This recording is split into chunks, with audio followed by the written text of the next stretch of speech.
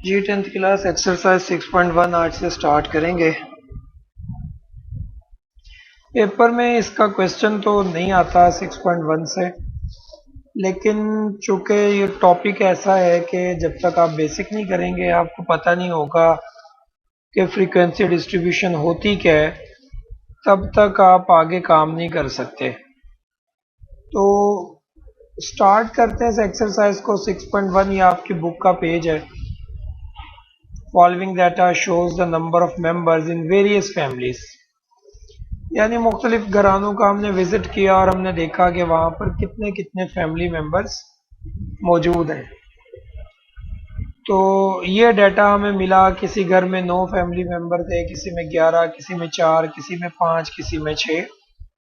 ये हमने इस तरह से मुख्तलिफ फैमिलीज से रिकॉर्ड इकट्ठा कर लिया। डाटा यानी हमारे पास इकट्ठा हो गया। हमने कहा था कलेक्शन ऑफ डाटा जो है वो सबसे पहली स्टेज होती है स्टैटिस्टिक की। तो ये फैक्ट्स एंड फिगर्स हमने इकट्ठे कर लिए। कंस्ट्रक्ट करना है, ये हमारी रिक्वायरमेंट है कि कंस्ट्रक्ट करें फ्रीक्वेंसी डिस्ट्रीब्यूशन। फ्रीक्वेंसी डिस्ट्रीब्यूशन बनानी है और फिर आगे लिखा हुआ है आल्सो फाइंड क्यूमुलेटिव फ्रीक्वेंसीज, और फिर क्यूमुलेटिव फ्रीक्वेंसीज भी फाइंड आउट करनी है, यानी लेस देन क्यूमुलेटिव फ्रीक्वेंसी और मोर देन क्यूमुलेटिव फ्रीक्वेंसी वो भी फाइंड आउट करनी है।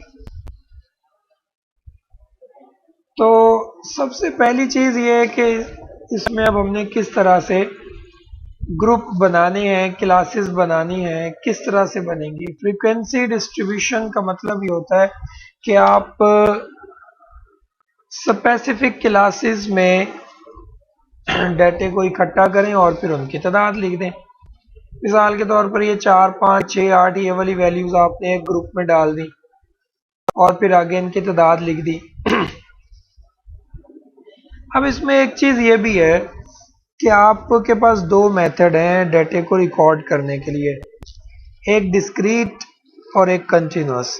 आपने डाटा पढ़ा था कि एक डिस्क्रीट डाटा होता है और एक कंटिन्यूअस डाटा है। तो अगर तो आपके पास वैल्यूज़ थोड़ी सी हैं तो फिर तो आप डिस्क्रीट फॉर्म में ही अपनी फ्रीक्वेंसी डिस्ट्रीब्यूशन, ये देखें इस शक्ल में कि आप यहाँ पर लिखें नंबर ऑफ फैमिली मेंबर 0, फिर 1, फिर 2, फिर 3, फिर 4, फिर 5। लेकिन अब आपके पास जा रहे हैं वो 12, 13 पर, 14 पर, तो फिर इतने सारे कॉलम बनाने पड़ेंगे आपको। और एक तरीक़ेकार इसका होता है कि आप ये इस तरह से क्लास लिमिट्स लगाएं और फिर चले मैं क्वेश्चन ही इसका निकाल लेता हूँ। ये देखें,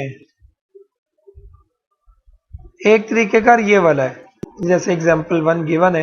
ये डाटा था छोटा 1, 2, 3, 4, 4, 5 तक जा रहा है मैक्सिमम। तो फिर तो आप इसी तरह लिख लें और आगे उसके टैली मार्क्स कैसे लगने, खैर वो भी हम देख लेते हैं। लेकिन अब अगर डाटा जा रहा है लेंथ पर 15 तक आपके पास वैल्यूज जा रही हैं, अगर आपने इस फॉर्मेट में बनाए तो वो 15 रोज आपको बनानी पड़ेंगी, तो वो ज़्यादा लेंथी हो जाएगा। तो फिर हम बजाय उसके हम जाएंगे कंटिन्यूअस फ्रीक्वेंसी डिस्ट्रीब्यूशन के केस पर और उसमें हम ये इस तरह से ग्रुप्स बना लेंगे। ठीक है, अच्छा आते हैं क्वेश्चन पर वापस। अब ये कि ग्रुप्स बनेंगे कैसे, कहाँ से शुरू होंगे, कहाँ पर ख़त्म होंगे, तो वो डाटा ही डिसाइड करेगा। सबसे पहले आप ये करें कि डाटे को सबसे जो बड़ी लिमिट है वो और जो सबसे छोटी वैल्यू है डाटे के अंदर वो, उन दोनों का डिफरेंस कैलकुलेट कर लें। ये हम आगे एक्सरसाइज पर। तो इसमें सबसे जो बड़ी वैल्यू है वो आई थिंक सो के 11 है, 11, और सबसे छोटी वैल्यू शायद ये 2 है। तो 11 और 2 का अगर हम लोग डिफरेंस लेते हैं तो हमारे पास आ जाता है वो 11 और 2 का डिफरेंस हमारे पास आ जाएगा 9। ठीक है, 9 का डिफरेंस है हमारे पास। वैसे तो रूल ये होता है कि अगर आपके पास जो फर्क है वो 15 तक जाए तो आप क्लासेस को ग्रुप्स की सूरत में बनाएं। अगर 15 से छोटा ही है डिफरेंस तो फिर आप डिस्क्रीट फॉर्म में, यानी कि ऐसे ही लिखें 1, 2, 3, 4, 5, 6 और आगे उनकी तादाद लिख दें, जैसे एग्जाम्पल 1 दिखाई है आपको। लेकिन कोई हार्ड एंड फास्ट रूल भी नहीं है, उसने कोई आपको बाउंड भी नहीं किया, तो इसलिए आप अपनी मर्जी से भी इसको डेवलप कर सकते हैं। अब अगर हम लोग यहाँ पर क्लासेस बनाना शुरू करते हैं तो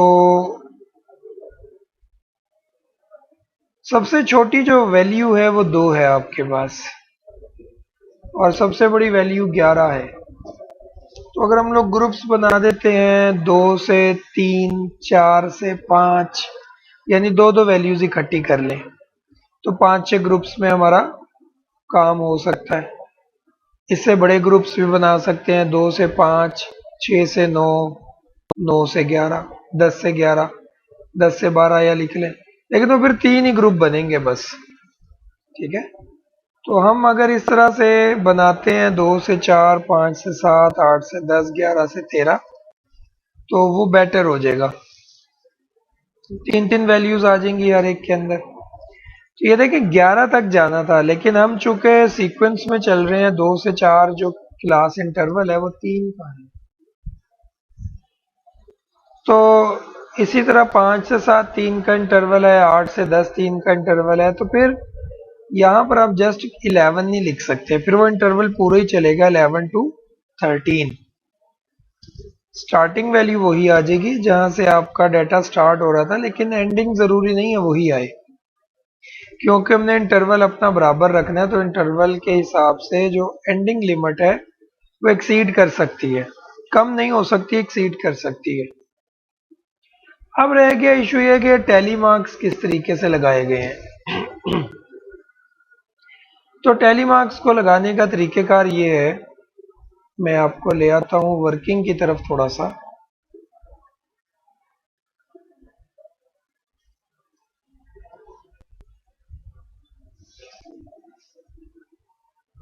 जी, ये हम वर्किंग पर आ गए। अब थोड़ा सा ये मैं थोड़ी देर के लिए यहाँ से रेस करने लगा।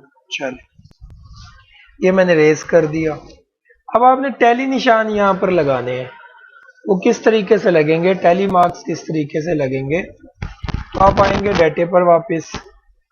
ये डाटा था, इसमें सबसे पहली वैल्यू आप देखेंगे वो है 9।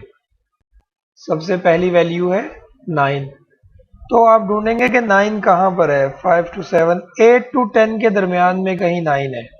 ठीक है, तो आप क्या करेंगे, इसके आगे एक स्ट्रेट लाइन लगा देंगे। 8 और 10 वाले ग्रुप के आगे एक स्ट्रेट लाइन लगा दी। फिर हमने देखा 11, तो 11 लास्ट ग्रुप में जा रहा था, उसके आगे एक लाइन लगा दी। फिर 4, 5, 6, 8, ये देखें 4, 5, 6 भी यहीं पर आएगा, 8 नेक्स्ट ग्रुप में जाएगा।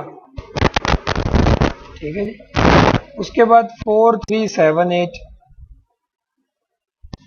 4, 3 भी इसी ग्रुप में है, 7, 8, और आई थिंक उसके बाद 5 और 5 है, 5, 5।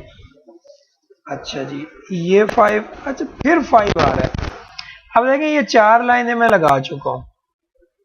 अब इस पर मैंने 5वीं लाइन आगे मजीद लगानी है, तो ये रूल ही होता है कि 5वीं लाइन आगे लगाने के बजाय आप 5वीं लाइन को इसके ऊपर क्रॉस कर दें। ठीक है, 5वीं लाइन को हमने इसके ऊपर क्रॉस कर दिया।